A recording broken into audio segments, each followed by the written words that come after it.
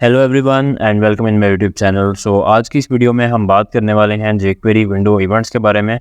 आज की इस वीडियो में हम देखेंगे कि jQuery हमें कौन कौन से विंडो इवेंट्स प्रोवाइड करता है और किस तरीके से हम उनको यूज़ कर सकते हैं। देखने के लिए चलते हैं स्क्रीन की तरफ।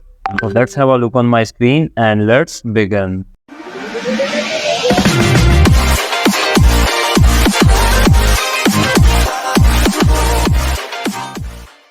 फर्स्ट ऑफ ऑल हमें एक HTML डॉक्यूमेंट क्रिएट करना होगा, जो कि आप यहाँ पे देख सकते हैं हमने ऑलरेडी किया हुआ है। वेबसाइट का एक फ़ोल्डर यहाँ पे मैंने बनाया हुआ है और इसके अंदर myfile.html की फ़ाइल है, जिसको मैं Sublime टेक्स्ट एडिटर में भी ओपन कर चुका हूँ एंड साथ ही साथ इसको मैं गूगल क्रोम में भी ओपन कर चुका हूँ। यहाँ पे अगर आप देखेंगे तो मैंने लिस्ट ऑलरेडी कर दी हैं जो विंडो इवेंट्स हमें jQuery प्रोवाइड करती है। जो फर्स्ट इवेंट है वो हमारे पास है लोड के नाम से। लोड का इवेंट क्या करता है कि जब भी आपकी डॉक्यूमेंट लोड होती है तो देन आप इसको यूज़ करते हैं, लेकिन लोड का इवेंट आजकल आप इसको यूज़ नहीं कर सकते क्योंकि अभी जो हम jQuery का वर्जन यूज़ कर रहे हैं, let me show you.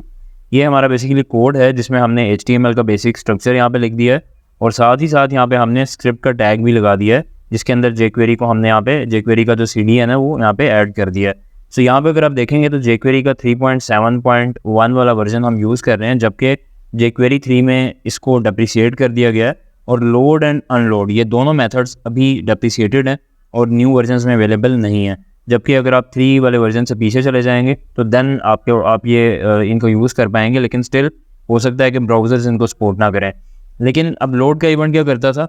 Load का इवेंट ये था कि जब भी आपकी डॉक्यूमेंट लोड होती है तो देन आपका जो है आप कुछ भी ट्रिगर करना चाहते हैं, कुछ भी आप परफॉर्म करना चाहते हैं वो आप कर सकते हैं। और अनलोड का इवेंट इसके बरक्स था, मतलब कि जब भी ये विंडो क्लोज होगी तो देन आपका जो है वो इवेंट ये वाला ट्रिगर हो जाएगा। मतलब जब भी अनलोड का मतलब, लोड का मतलब हो गया कि विंडो ओपन होना या उसका लोड होना प्रॉपरली, और क्लोज का मतलब कि अनलोड। तो ये 2 इवेंट्स हैं, लेकिन अभी फ़िलहाल हम इनका यूज़ नहीं कर सकते। मैंने यहाँ पे लिस्ट में इसलिए लिखे हैं ताकि फॉर एग्जांपल अगर आप फ़र्ज़ करें किसी ऐसी वेबसाइट में काम कर रहे हैं जहाँ पे jQuery का ओल्ड वर्जन यूज़ हुआ है, तो वहाँ पे अगर आपको ये देखने को मिलते हैं तो आपको आइडिया हो कि ये इवेंट्स कब जो है वो ट्रिगर करते हैं। लेकिन आज की इस वीडियो में जो बेसिकली हम इवेंट्स के बारे में बात करने वाले हैं वो ये 2 इवेंट्स हैं, रिसाइज के नाम से और स्क्रॉल के नाम से।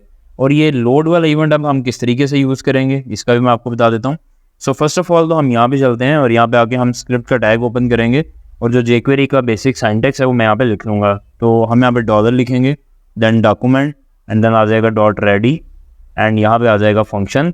एंड इस फंक्शन में आपको पता है कि जो भी हमने करवाना होता है वो हम यहाँ पे पास करते हैं। मैं यहाँ पे लिखने वाला हूँ alert hello world and then save करूँगा एंड यहाँ पे आके मैं रिफ्रेश करूँगा। यू कैन सी हियर कि अभी अलर्ट जो है वो यहाँ पे डिस्प्ले हो रही है।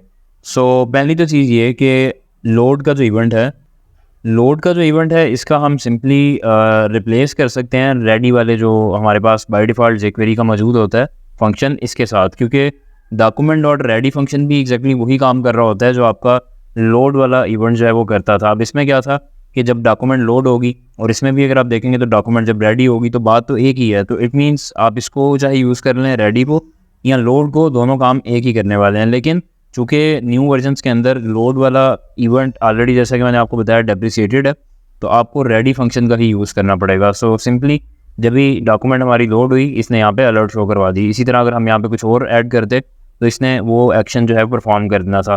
नेक्स्ट हम देख लेते हैं अनलोड के बारे में।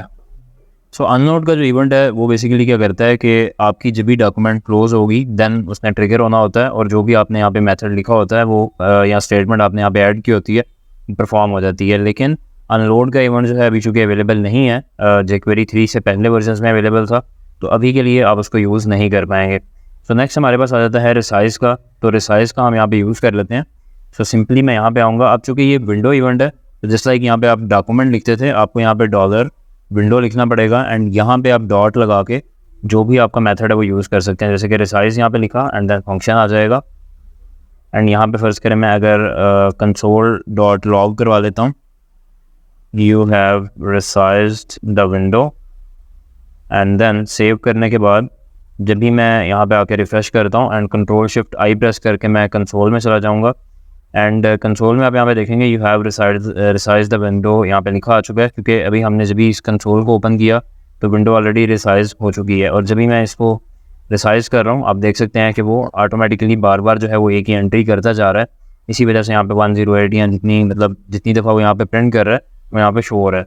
तो इस तरीके से आप रिसाइज के ऊपर कुछ भी करवा सकते हैं। अभी तो जस्ट मैंने यहाँ पे प्रिंट करवाया कि you have resize the window, लेकिन यहाँ पे आप कुछ भी स्टेटमेंट पास करेंगे तो रिसाइज होने पे वो डेफिनेटली ट्रिगर होगी। सो नेक्स्ट हम देख लेते हैं स्क्रॉल का जो इवेंट है। उसके लिए भी सिंपली आपको बिल्कुल सेम सिंटैक्स रखना होगा, डॉलर विंडो और यहाँ पे आ जाएगा स्क्रॉल।